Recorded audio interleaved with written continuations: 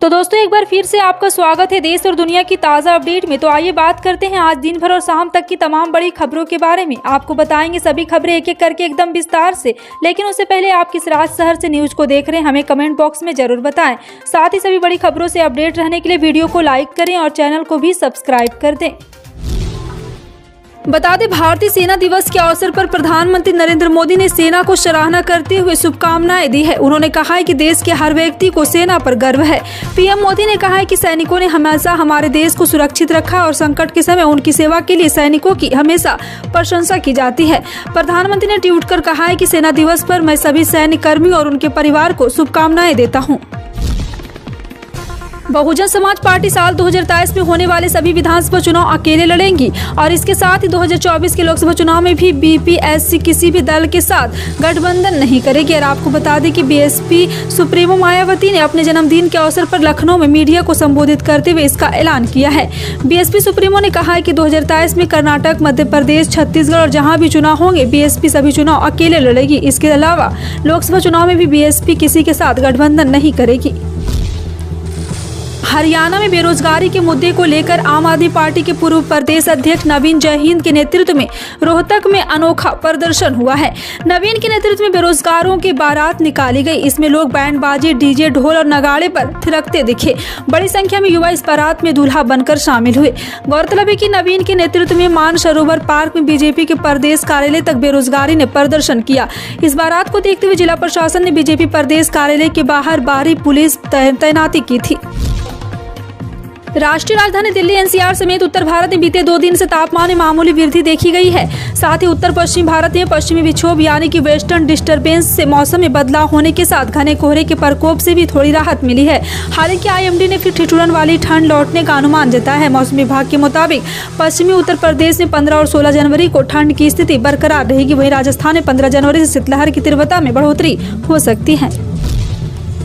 E commerce website Flipkart और Amazon पर आज से सेल शुरू हो गई। ये सेल 15 जनवरी से लेकर 20 जनवरी तक चलेगी। सेल में आपको अलग अलग आइटम पर जबरदस्त डिस्काउंट दिया जा रहा है। ई कॉमर्स वेबसाइट से जब भी आप शॉपिंग करते हैं तो आपने ईएमआई का ऑप्शन जरूर देखा होगा। दरअसल ईएमआई के जरिए व्यक्ति सामान को कम कीमत पर उस वक्त खरीद पाता है जो फिर महीने दर महीने राशि को चुकाना होता है।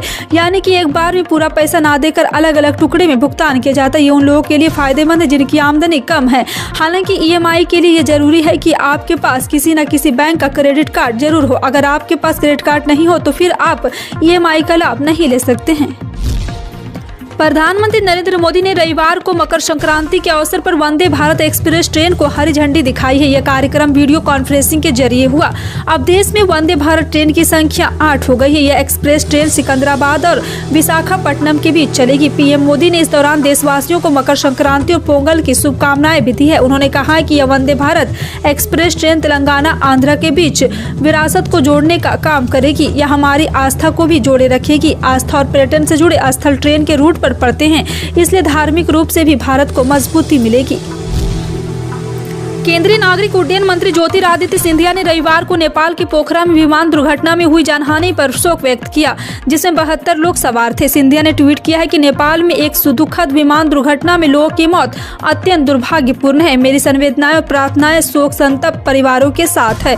और आपको बता दें कि नेपाल के पोखरा में रविवार को 68 यात्रियों और चालक दल के 4 सदस्यों को लेकर जा रहा एक विमान दुर्घटनाग्रस्त हो गया। विमान एक 72 सीटर यात्री विमान कथित तौर पर लैंडिंग के दौरान नेपाल के पोखरा हवाई अड्डे पर रनवे पर दुर्घटनाग्रस्त हो गया। सतर्कता आयोग ने बैंकों, बीमा कंपनी और केंद्र सरकार के विभाग से भ्रष्टाचार के मामले की जांच में सेवानिवृत्त कर्मचारियों को शामिल नहीं करने को कहा है। बता दें कि कुछ संगठन भ्रष्टाचार को लेकर अपने सेवानिवृत्त कर्मचारियों को जांच अधिकारी नियुक्त कर रहे थे। इसको देखने के बाद ही सतर्कता आयोग ने इस संबंध में आदेश दिया है। मकर संक्रांति का त्यौहार देश भर में बड़े ही धूमधाम से मनाया जा रहा है। सूर्योदय के बाद संगम व गंगा के समस्त घाटों पर स्नानांतरियों की भीड़ बढ़ने लगी है। इस दिन आस्था की डुबकी लगाई जाती। कड़ाके की ठंड पड़ने के बावजूद श्रद्धालु में जो आस्था का जोश है उसमें कमी नहीं नजर आ रही। इसी बीच पश्चिम बंगाल के दक्षिण 24 परगना में मकर संक्रांति के अवसर पर श्रद्धालुओं ने गंगा सागर में पवित्र स्नान किया।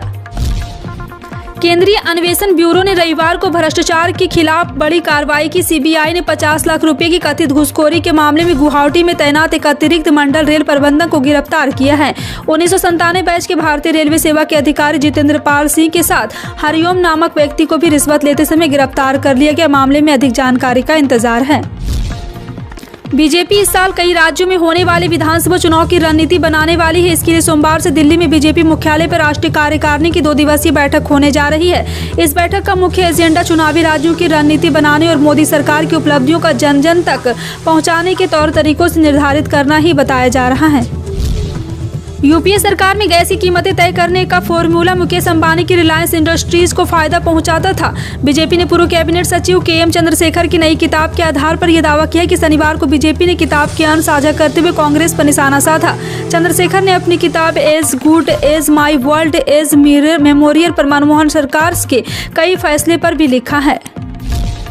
हिमाचल प्रदेश में जनवरी में विभिन्न सरकारी कर्मचारी विभाग से रिटायर हो रहे करीब 60 न्यू पेंशन स्कीम कर्मियों को 1 फरवरी को पुरानी पेंशन योजना का लाभ मिलेगा। ये कर्मचारी नई पेंशन के लिए नामित थे, लेकिन अब इन्हें पुरानी पेंशन ही मिलेगी। साल भर तक कई नई पेंशन स्कीम में नामित कर्मचारियों की संख्या 40 से 150 के बीच प्रति माह रहेगी। साल के अंत तक ये 1200 से 1500 के बीच रह सकती है। आपका इन सभी खबरों पर क्या कहना है कमेंट सेक्शन में टाइप करके जरूर बताएं। इसी तरह की पल पल की अपडेट जानने के लिए जुड़े रहें आप अपने हेडलाइंस न्यूज के साथ। मिलते हैं अगली बड़ी खबर में, तब तक के लिए जय हिंद।